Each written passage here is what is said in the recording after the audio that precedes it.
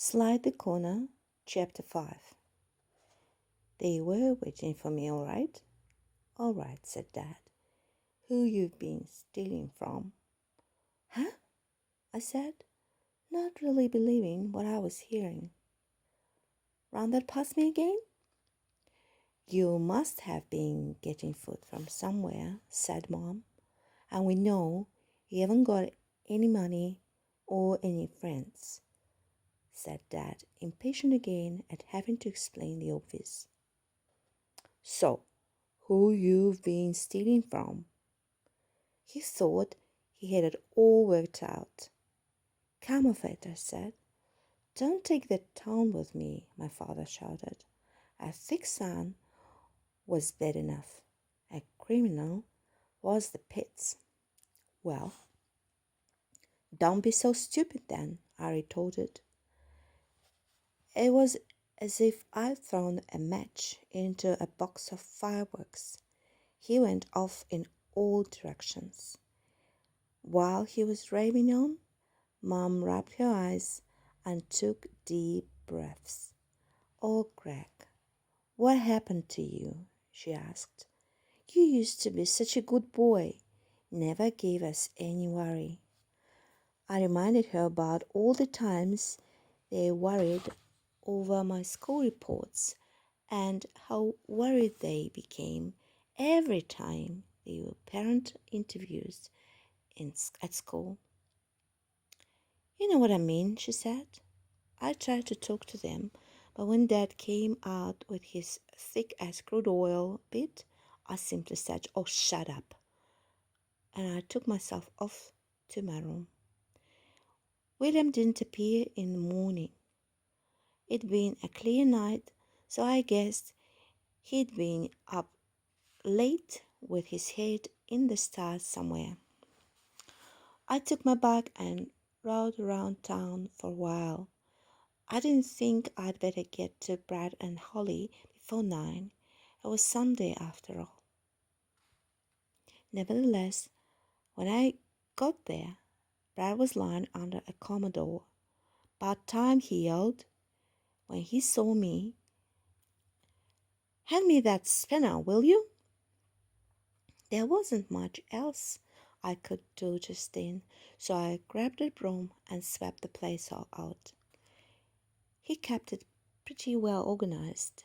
There was stuff everywhere, but everything had a proper place in a properly built storage area. Finally, Brad came out from under the commodore. Thanks, he said. That starlet over there needs a valve grind. Would you like to start on it? I'll show you what to do. The morning just flew. I forgot all about needing to get a proper paid job. I got covered in grease. My back ached a bit. I knocked some skin off my knuckles, and the grin never left my face. Before I knew it, Holly came to tell us it was lunchtime. She watched Brad put his tools down. Now, lock the place up. Holly, come on. After lunch, I'll just... It's Sunday. You are not going to work every hour of the week. Lock up. She stood there, not giving an inch. He muttered and grumbled and told her she was a bully, but did what she said. He washed off the grease off and sat down to lunch under the tree. Holly had made a pizza with all the trimmings, bacon, mushrooms, pineapple. Heaven on a plate.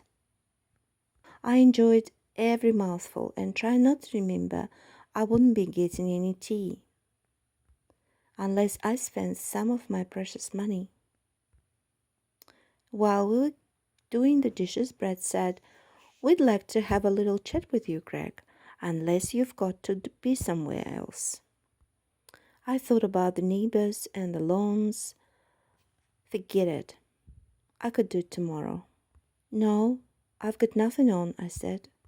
I hoped that little chat would be different from the ones Mum and Dad had with me. Great, said Dad, handing up the tea towel. Grab a chair and we'll go and join Holly. We arranged the deck chairs in the shade of the tree.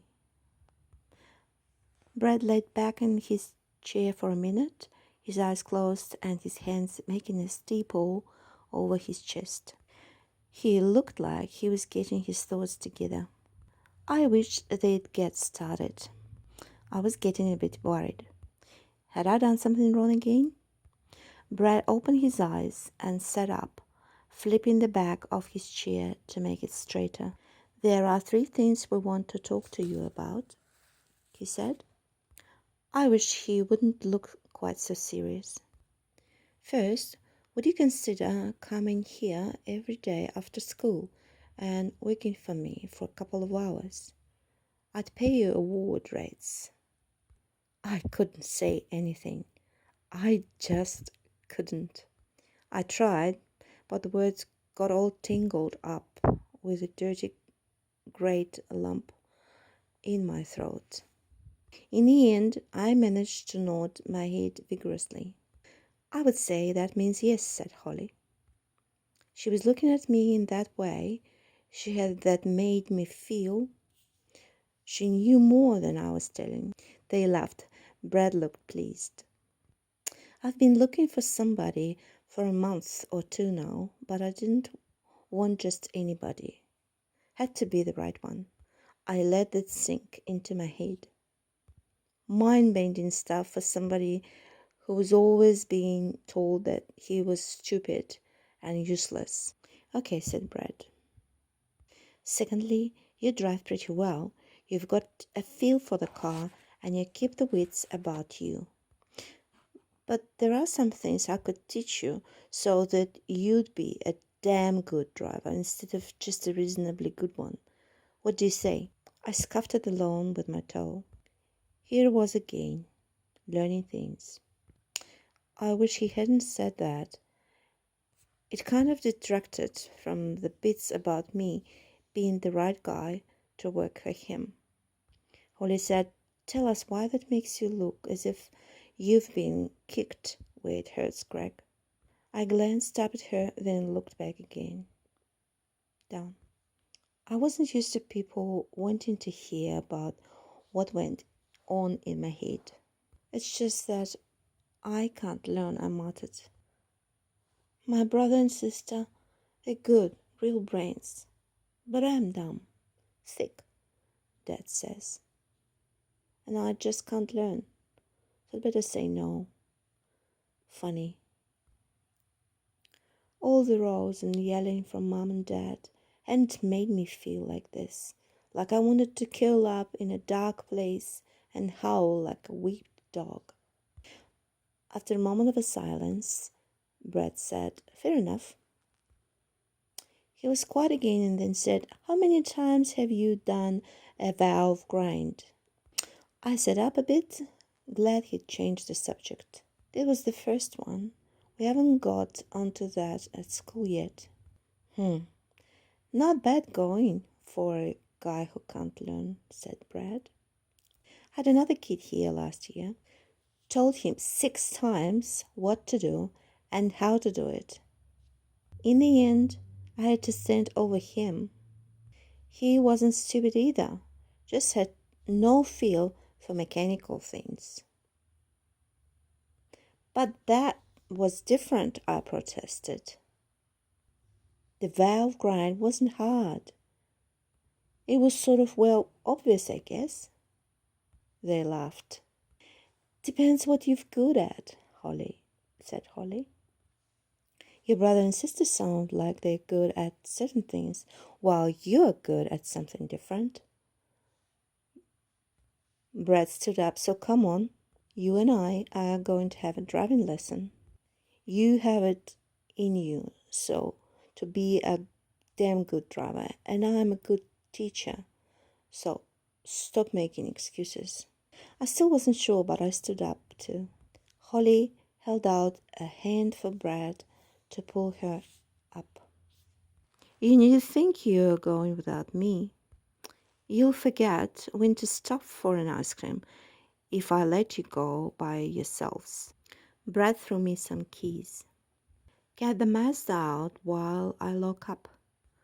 I backed the car out of the garage, hoping Brad and Holly weren't going to end up wishing they'd never met me. While I was waiting for Brad, I moved the driver's seat forward. Holly maneuvered herself into the back seat. Brad opened the driver's door and squatted down on the ground beside me. Right.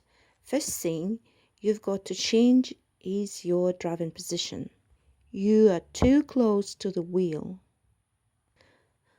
Slide the seat back until your arms are only slightly bent. You can always tell a driver who knows what he's doing by his arms. Or hers, put in Holly. Shut up, woman, or I'll chuck you out. A good driver never drives with his nose on the steering wheel. You just haven't got such good control if you're sitting on top of the wheel. I slid the seat back. It felt weird. Weird. You'll get used to it, said Brad. He got in. Hit the road. Head out to Terapa. Take it easy. Get used to the feel of the car and the way you're sitting. I hit the road. I didn't feel good for a kilometer or two, but by the time we got to the Forest Lake Road intersection, I was back to enjoying driving. Brad directed me to a warehouse that belonged to a mate of his and had roads running all over the place. Okay, here's where we practice cornering. At the moment, you are cornering like a farting bull. Oh, said Holly, and what's that like? Awful, grinned Brad. Now, what we want is smoothness. You don't want to make the baby come early, so you've got to be smooth. Hell, I'd forgotten about the baby. Holly laughed. Take no notice of him, I'm fine. But I won't stay in the car while you do all that cornering. So I practiced. I had to change gear before the corner, not to quote Brad, halfway round the bloody thing. I had to choose a line into a corner instead of just driving and hoping I got around it. You set the car up before you get to the corner, said Brad. It's too late once you're into it. I could see the sense of that.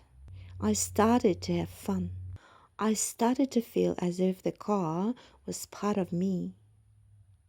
I drove round and round the warehouse until Holly waved us down.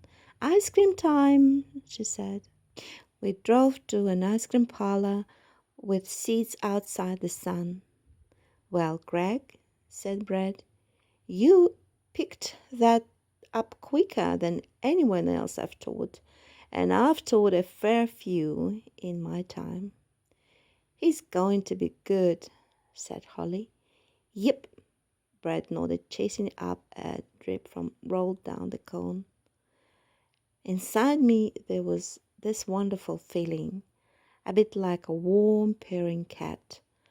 I was good. I could learn. They liked me, and they wanted me, and they wanted to be friends with me. Me, not just anybody. Me.